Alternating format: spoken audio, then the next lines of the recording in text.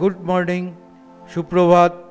Destinations unlimited চ্যানেলের সমস্ত সদস্যদের জানাই শুভেচ্ছা ও ভালোবাসা। বিগত বেশ কিছুদিন ধরে আমি নর্থ বেঙ্গলের বিভিন্ন জায়গা ভ্রমণ করেছি, সেগুলো ভিডিও আকারে আপনাদের সামনে তুলে ধরেছি। ডেসক্রিপশনে তার লিঙ্ক দেওয়া রয়েছে, যদি আপনারা কেউ মিস করে গিয়ে থাকেন তাহলে অবশ্যই সেই লিঙ্ক থেকে আপনারা ভিডিওগুলো দেখে নিতে পারবেন।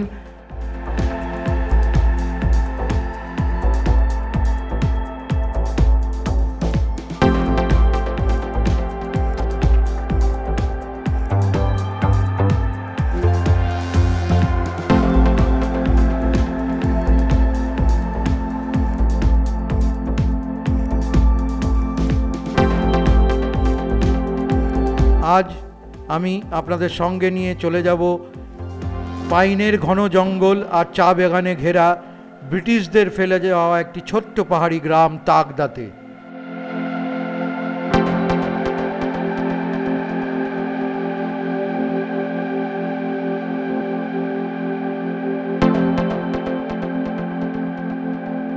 বন্ধুরা, আমরা যে পুবং খাসমাল যে জায়গায় যে হোমস্টেটাতে থাকলাম, সেটা যাওয়ার সুবিধার্থে আমি আপনাদের জানাই, এই যে আমার পিছনে দেখতে রাস্তাটা, এটা হচ্ছে তাকদা যাওয়ার রাস্তা।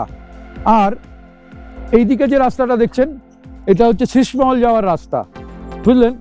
তো আপনারা যদি দার্জিলিংয়ের দিক থেকে আসেন তাহলে আপনারা দিক থেকে আসবেন, ঠিক আছে? তো এখান থেকে জাস্ট আপনারা 1 থেকে 1.5 কিলোমিটার এই রাস্তা ধরে আপনাদের এগোতে হবে। দেখুন রাস্তাটা এখানে কেটে গেছে। হ্যাঁ, এই যে স্কুটিটা যে রাস্তা ধরে এগিয়ে গেল, এইটা হচ্ছে গিয়ে আপনার ওই আমাদের হোমস্টে, যে হোমস্টেতে আমরা পুবংয়ে থেকে এলাম, অসাধারণ, তার যাওয়ার পথ নির্দেশিকা বলতে পারেন। আপনারা দেখছেন ব্রিটিশ আমলের এইসব পাথরগুলো সব ব্রিটিশ আমলে।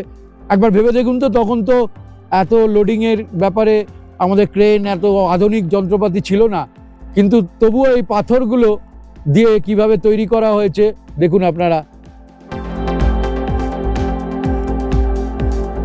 খুব ছোট্ট অথচ সুন্দর এই মেঘ কুয়াশা দিয়ে ঘেরা তাকদাকে ঘুরে দেখতে আপনাদের বেশি সময় লাগবে না, তবে এর সৌন্দর্যকে সঠিকভাবে উপভোগ করতে আপনাদের বলবো এখানে একদিন রাত্রিবাস করতে।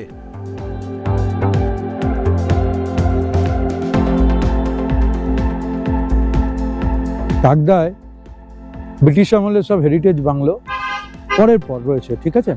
তো এরকম নাম্বার দেওয়া আছে 1 থেকে 12, 13, 14, 18 এরকম পুরোটা। তো তার 8 নম্বর একটা বাংলো আছে, আমার পথে যেতে যেতে পড়লো, আমি আপনাদের তার কিছুটা অংশ দেখাই। বিভিন্ন কারণে ব্রিটিশ সেনাবাহিনী এই তাকদাতে থাকার জন্য বেশ কিছু বাড়ি তৈরি করেছিলেন। এই বাড়িগুলোতে রয়েছে সম্পূর্ণ ব্রিটিশ স্থাপত্যশৈলী।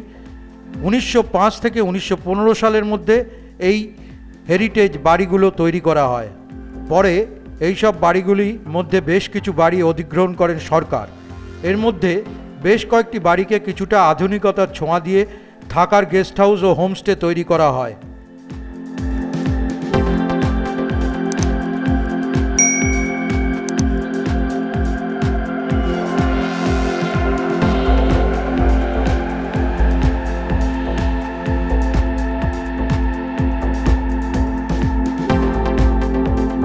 এবার আমরা রওনা দিলাম আর এক বিখ্যাত চা বাগান, রংলি চা বাগানের উদ্দেশ্যে। তাকদাতে আপনারা বেড়াতে এসে এই রংলি চা বাগানের সৌন্দর্য কখনোই মিস করবেন না। যেতে যেতে সাইট সিন করছি, পৌঁছে গেলাম তাকদায় যাওয়ার আগে রংলি টি গার্ডেন। রংলি টি গার্ডেনের কথা আপনারা সবাই জানেন, বিশ্ববিখ্যাত টি গার্ডেন।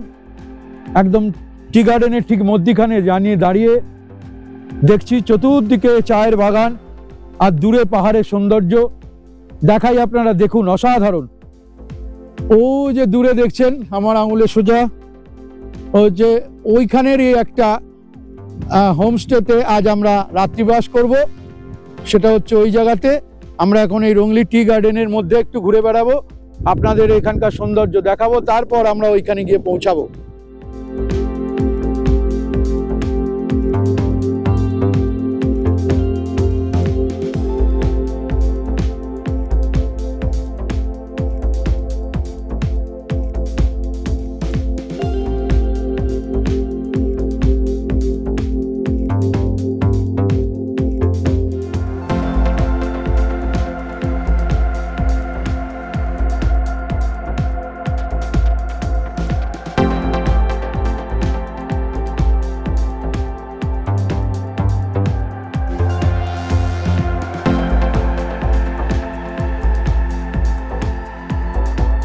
এসে পৌঁছালাম তাকদা অর্কিড সেন্টার।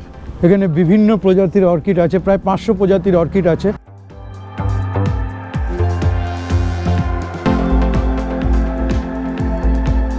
এই যে এখানে প্রবেশ মূল্য আছে 20 টাকা করে টিকিট পার হেড। তো এই অর্কিড সেন্টারে ঢোকার জন্য এই যে আমার হাতে টিকিট, এখান থেকে আপনাদের টিকিট নিতে হবে।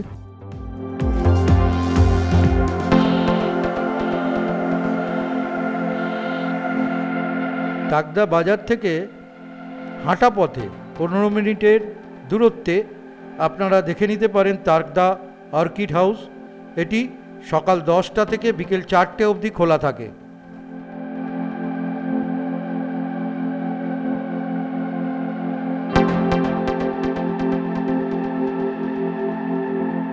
এখানে আপনার টোটাল প্রায় 277 প্রজাতির অর্কিড আছে। তার লিস্ট এখানে দেওয়া আছে। যারা গাছকে নিয়ে গবেষণা করেন তারা হয়তো বলতে পারবেন।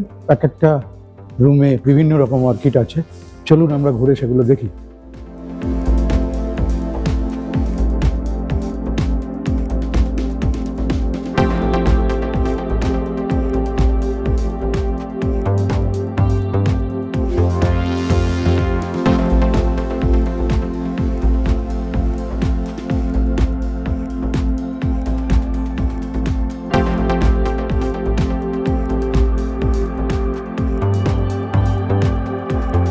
এখানে একটা স্টেশনও রয়েছে। স্টেশন বলছি এই কারণে, ওনাদের ওখানে লেখা রয়েছে তাকদা রিসার্চ স্টেশন। এখান থেকে যদি আপনারা চান বিভিন্ন ধরনের ফুলের গাছ বা অর্কিড বা আপনার হচ্ছে গিয়ে যেসব মানে খুব দুষ্প্রাপ্য গাছ আছে তা আপনারা কিনেও নিয়ে যেতে পারেন। এখানে সেগুলো রয়েছে।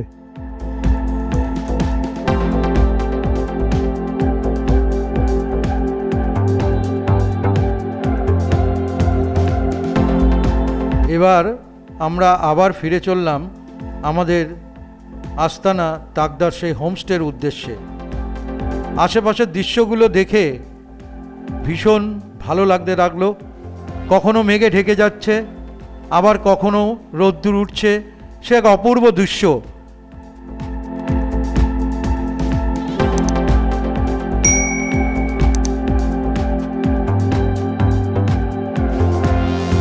আপনারা এই তাকদাতে যদি এসে এক রাত্রি না থাকেন সে দৃশ্য আপনারা দেখতে পাবেন না।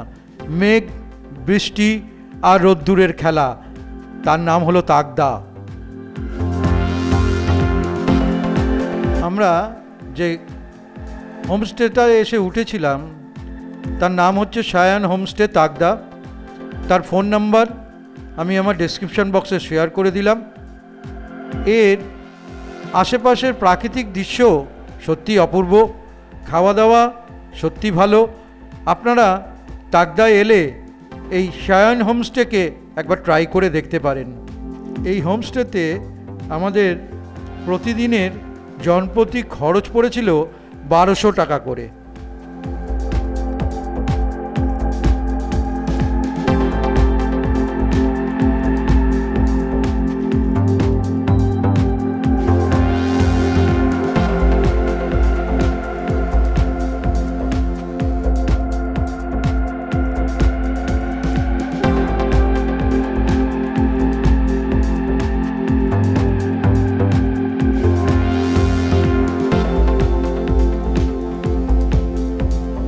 চলে এলাম লাঞ্চের টেবিলে।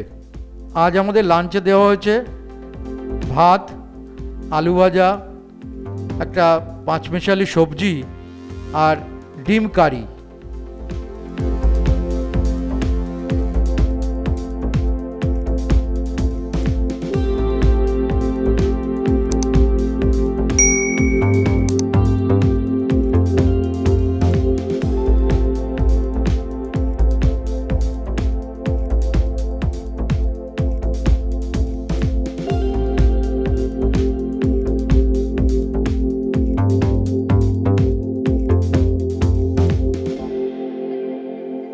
আজ তবে এই পর্যন্তই। দেখা হচ্ছে আগামী কোনো একটা পর্বে নতুন কোনো জায়গায়। ততক্ষণ সবাই ভালো থাকবেন, সুস্থ থাকবেন। আর দেখতে থাকবেন ডেস্টিনেশনস আনলিমিটেড।